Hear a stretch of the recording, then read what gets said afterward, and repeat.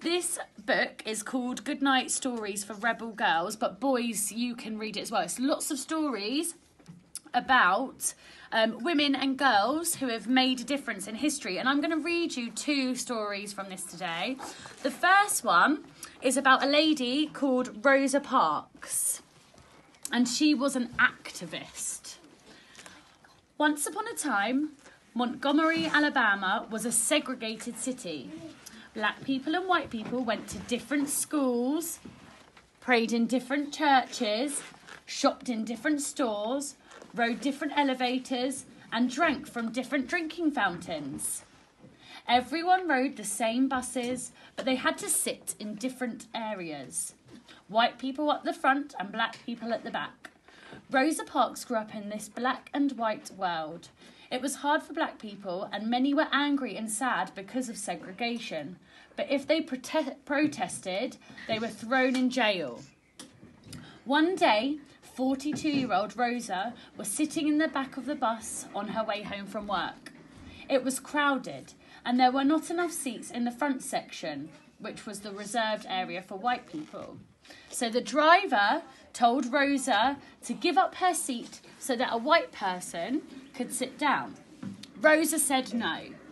She spent the night in jail, but this one brave act showed people that it was possible to say no to injustice. Rosa's friends declared a boycott. They asked every single black person not to use any of the buses in the city until the law was changed. The word spread fast and wide. The boycott lasted 381 days. It ended when bus segregation was declared unconstitutional by the US Supreme Court. It took 10 years for segregation to be banned in any other state, but it happened. Finally, thanks to Rosa's first brave no. There's another one that I'm going to read you as well, which is, this one is from, it's Nina Simone, and Nina Simone is a singer. Nina was a gifted, proud girl.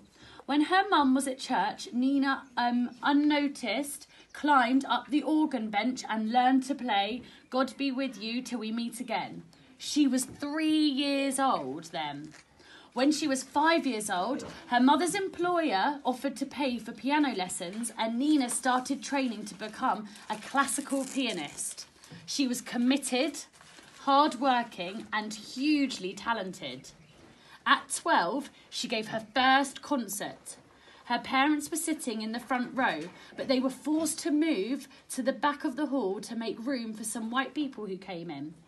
Nina refused to start playing until her parents were seated back at the front. Nina poured her passion and pride into her music, and she could not stand racism.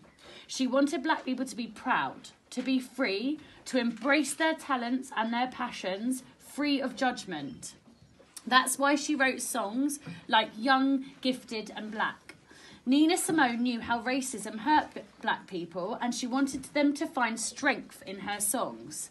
The worst thing about that kind of prejudice, she said, is that while you feel hurt and angry and all the rest of it, it feeds your self-doubt. You start thinking, perhaps I'm not good enough.